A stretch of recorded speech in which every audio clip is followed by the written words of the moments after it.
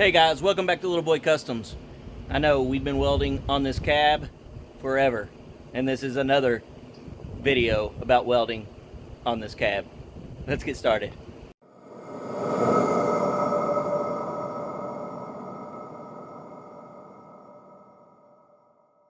Okay, so in the last video I said that the bottom half of this we were actually going to fold up, and that's exactly what we did. We cut grooves where we thought everything would bend at with one of these handy dandies.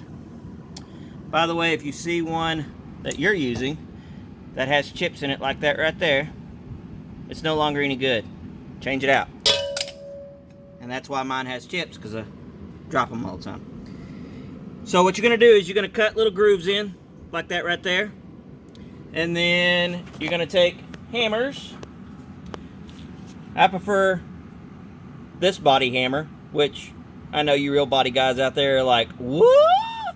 Yep. Bigger is better on this job because I'm just trying to bend this, which was flat out the back, up to where it's at now. So as you see, we do have gaps and that kind of stuff. You're going to go back in with an actual body hammer and start flattening these gaps out just a little bit. You're also going to go on the inside of the cab and push this piece back towards the back, because as you're beating this up, it's going to push this forward slightly. So start over here and just kind of fold it in on itself all the way across to the far end. In fact, here's a time-lapse video of me doing it.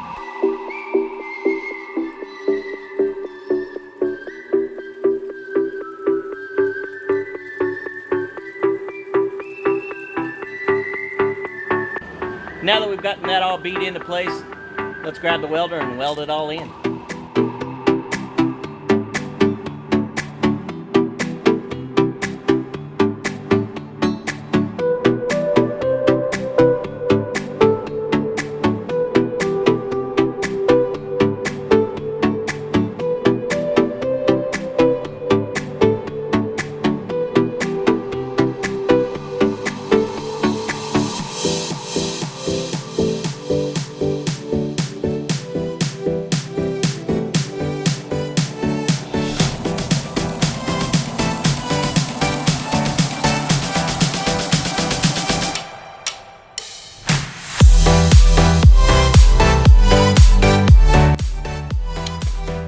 Alright, so now that we've gotten this all welded in, as you see, we welded down the seams, and then we came back, and where we had actually sliced it in order to make the different angles, we welded those in as well. Now, it's time to start working up here. Better yet, over here. Now, I've shown you several different ways to make yourself templates, whether it be cardboard or blue painter's tape, where you actually trace an outline with the blue painter's tape and then you transfer that onto something else in order to make your pattern. I tried to do it with cardboard on this one, but this gap right here, I know it looks big, but if you see right in there, right there, there's a little screw that sticks out. That little screw keeps that cardboard from going in there for whatever reason. So, this time, we're going to go and use some brown paper. Now, if your grocery store still gives you groceries in a brown paper sack, well, by all means use that. But there's not one here in Texas that I know of. So, you can go down to a local Walmart, craft store, wherever, and get yourself a roll of this craft paper. It's about $6. Comes, the one I bought was like 75 square yards or feet or something like that. I'm not exactly sure. Anyway, it's about $6. Get you that, and I'll show you how to make that pattern there. So there's two things you're going to need in order to make this job work. One is your brown paper. The other one is something to write on. Whether that be a Sharpie, a crayon, a pencil, whatever. You're going to need something to write with. So, here's what you're going to do. Slip this inside here. And I'm not exactly worried about it covering all this distance up in here. Because what I'm going to do is I'm going to get a piece of metal and weld it to the outside of this flange here. Now, it's actually going to be two different welds because up here is a little different. And we'll go over that here shortly. But you're going to take your marker and just trace the outside of that angle, whatever that is.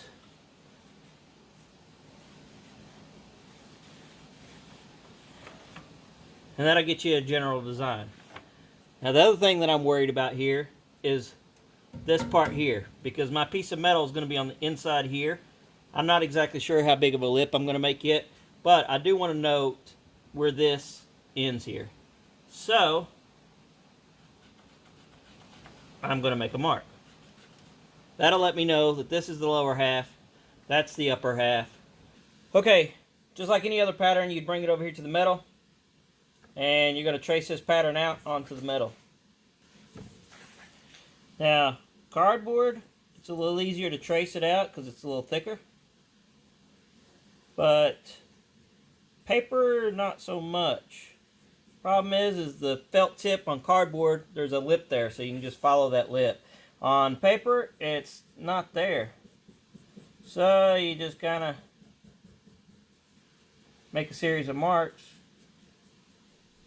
to get it in the general area.